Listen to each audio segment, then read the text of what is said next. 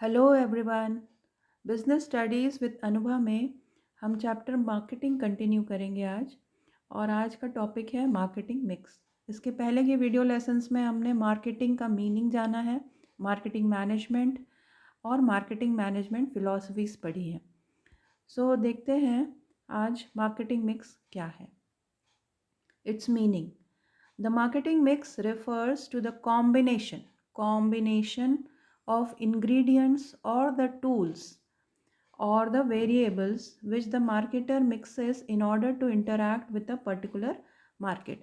Particular market मतलब वो target market जिसके लिए जो प्रोड्यूसर या मैन्युफैक्चरर है उनके नीड एंड वांट को सेटिस्फाई करने के लिए प्रोडक्ट्स ऑफर कर रहे हैं। तो उस टारगेट मार्केट के लिए जो वो combination of marketing tools use करते हैं उसे ही हम मार्केटिंग मिक्स कहते हैं। अकॉर्डिंग टू फिलिप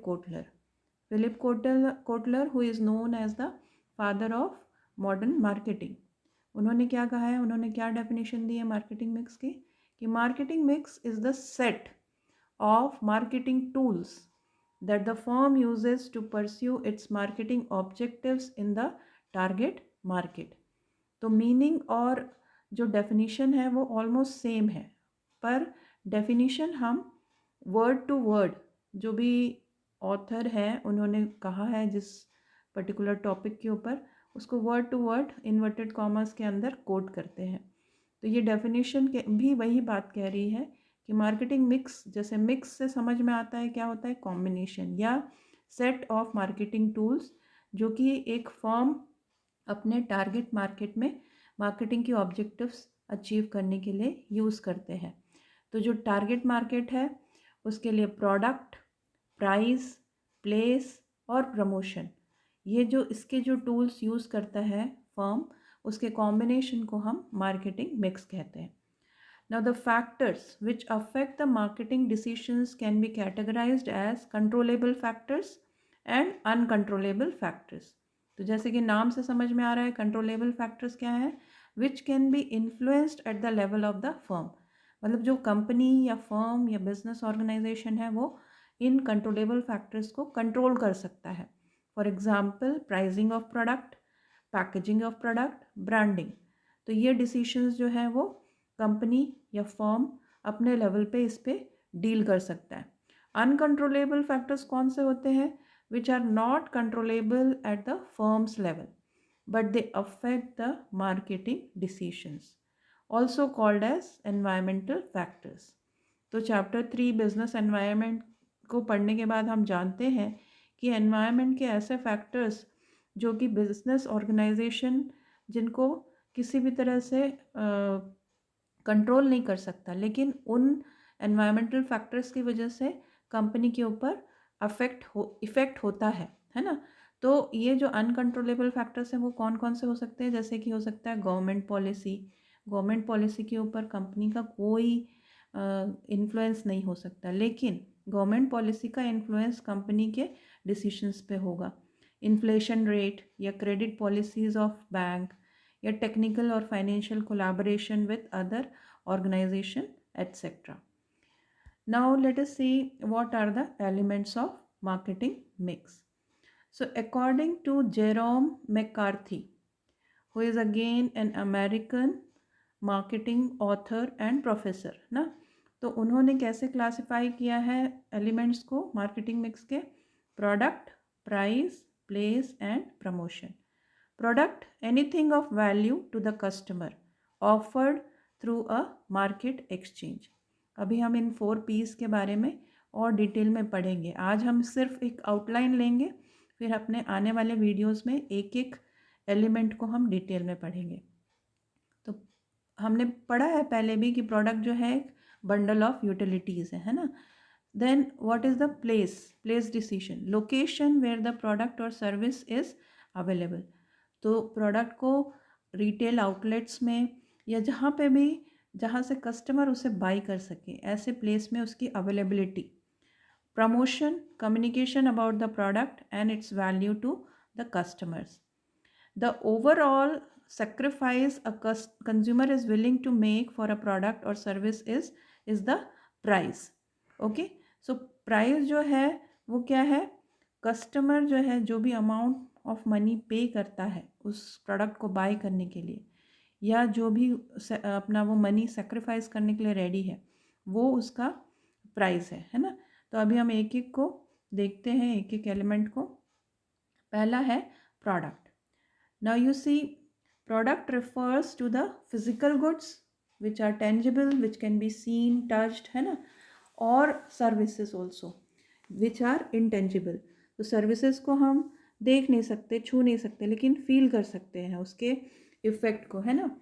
तो जो tangible as well as intangible जो प्रोडक्ट्स हैं उनको हम प्रोडक्ट कहते हैं। और एनीथिंग ऑफ वैल्यू, जैसे कि आइडियाज़ है, पर्सन है, प्लेसेस है, विच अ मैन्युफैक्चरर और marketer offers to the target market for exchange. तो न सिर्फ गुड्स एंड सर्विसेज बल्कि आइडियाज़, पर्सन, प्लेसेस। हमने अपने पहले वीडियो में जो मार्केटिंग चैप्टर स्टार्ट करते समय हमने पढ़ा था व्हाट कैन बी मार्केटेड, उसमें हमने देखा था कि आइडियाज़ भी मार्केट किए जा सकते हैं, पर्सनस और प्लेसेस। जैसे गुजरात का एग्जांपल लेके हमने बोला था कि गुजरात जो है कुछ दिन तो गुजारिए गुजरात में, हम यहाँ पे उसको प्लेस को मार्केट कर रहे हैं, है ना। आइडियाज़ में जैसे हम ब्लड डोनेशन कैंप, उसको भी हम मार्केट करते हैं। तो इस तरह से प्रोडक्ट में बहुत सारी चीज़ें हैं, जो कि कोई भी चीज़ ऐसी जो which is of value for the customer and which the manufacturer offers to the target market for exchange. Exchange means for a price, for money paid, है ना। The product is the actual item that a consumer purchases, including the packaging, image, guarantee and after sales services। तो उसमें after sale services भी आते हैं। अब product जो है, product is anything that satisfies needs and wants of target customers, and the important decisions related to product are the features of product, that means product designing and developing, quality of product, packaging of product, labeling, branding. In fact, packaging is so important that it is sometimes called the fifth P of marketing mix. So we will see each of these aspects in detail when we will study about this particular element, product, in more detail. Now the next element of marketing mix is price. The price refers to the amount of money customers have to pay to buy a product. It is very crucial element as customers are highly sensitive to price variations. आपको पता है ना कि जब prices किसी एक product की बढ़ाई जाती हैं तो लोग सब्स्टिट्यूट ढूंढते हैं जो भले ही फीचर्स या क्वालिटी में उस प्रोडक्ट जैसा हो, लेकिन उसमें रीज़नेबल प्राइस में वो अवेलेबल हो मार्केट में। तो ये कस्टमर्स जो हैं बहुत सेंसिटिव है प्राइस वेरिएशंस के लिए, इसलिए इसके डिसीशंस जो है बहुत ही क्रूशियल है कंपनी के लिए। The decisions related to fixing of price are affected by the demand for the product, है ना। या अभी हम जब factors affecting the price decisions पढ़ेंगे, इसको हम डिटेल में पढ़ेंगे। जहाँ डिमांड ज़्यादा है, सप्लाई कम है, आपको पता है कि उसकी प्राइस ज़्यादा हो सकती है ना। कॉम्पिटिटर्स प्राइस को देखते हुए भी प्राइस फिक्सेशन के समय ध्यान रखना होता है। कॉस्ट ऑफ प्रोडक्शन, क्योंकि कम से कम जो कॉस्ट ऑफ प्रोडक्शन है उसको तो रिकवर करेंगे, है ना। वो ऐसे कॉस्ट ऑफ प्रोडक्शन को अगर रिकवर नहीं करते हैं प्राइस में, तो वो तो लॉस में जाएगी कंपनी। फिर है प्रमोशन कॉस्ट। तो ये सारी चीज़ों का ध्यान रखते हुए प्राइसिंग की डिसीशंस लिए जाते हैं। Then next is place. Now what is the meaning of place? The place is the physical distribution. It refers to all the activities that make the product available to the target market as and when needed by the customers. This is the route that the products take to reach the consumer from manufacturer. तो अगर हमने product बहुत अच्छा बनाया है जो customers हैं उनके नीड्स एंड वांट्स को सेटिस्फाई करता है, उसकी प्राइस भी हमने रिजनेबल रखी है, लेकिन हमने उसे अवेलेबल नहीं करवाया, लोगों तक पहुंचाने का हमने जो प्रॉपर अरेंजमेंट है वो नहीं किया, प्लेसमेंट नहीं किया, प्लेसिंग नहीं की, तो फिर जो हमारा मार्केटिंग एफर्ट्स है वो फेल हो जाएगा। तो two major decisions related to this aspect, that is the place aspect, are distribution channels and physical movement. Distribution channels का मतलब है इंटरमीडियरीज और मिडिल मैन जैसे होलसेलर्स, रिटेलर्स, और physical movement of product from place of production to the place of consumption.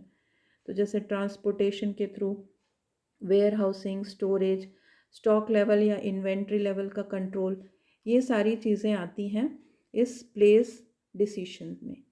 तो इनके बारे में भी हम डिटेल में बाद में पढ़ते हैं। Then next is promotion, very important element in the marketing mix. It refers to all the activities to communicate or create awareness about the features, availability, merits, etc. of the products to the target customers and persuade them to buy it. तो promotion जो है इतना important है। आपने product भी अच्छा बनाया, उसकी प्राइसिंग भी सही की, प्लेसिंग भी की, लेकिन लोगों तक ये मालूम ही नहीं है, लोगों को ये पता ही नहीं है कि इस तरह का जो नया प्रोडक्ट है जिसमें ये सारे फीचर्स हैं वो कहाँ पे अवेलेबल है, या उसमें क्या फ़ीचर्स या उसके क्या एडवांटेजेस हैं। तो इसलिए प्रमोशन जो है बहुत ही इम्पॉर्टेंट एलिमेंट है। जो decisions related to combination of various promotional tools are advertising, sales promotion, personal selling, public relation, digital और सोशल मीडिया मार्केटिंग। तो ये सारा, ये जो डिजिटल मार्केटिंग है, this is an advanced type of promotion. ये जो सारे जो ट्रेडिशनल टाइप ऑफ प्रमोशन है, लेकिन अभी के समय में डिजिटल मार्केटिंग जो है वो एक बहुत ही अपकमिंग मतलब मीडिया या सोर्स है या टूल है प्रमोशन का कंपनीज़ के लिए। सोशल मीडिया मार्केटिंग मतलब जैसे सोशल मीडिया ग्रुप्स में एडवर्टाइज़ करते हैं, उसके थ्रू मार्केटिंग करते हैं। डिजिटल मीडियम, तो सोशल मीडिया ऑनलाइन है, और डिजिटल में हम ये कह सकते हैं सोशल मीडिया जो है एक पार्ट है डिजिटल का, क्योंकि डिजिटल में ऑनलाइन ऑफलाइन दोनों है, जबकि सोशल मीडिया ऑनलाइन ही है। ठीक है। Then next comes the fun to learn.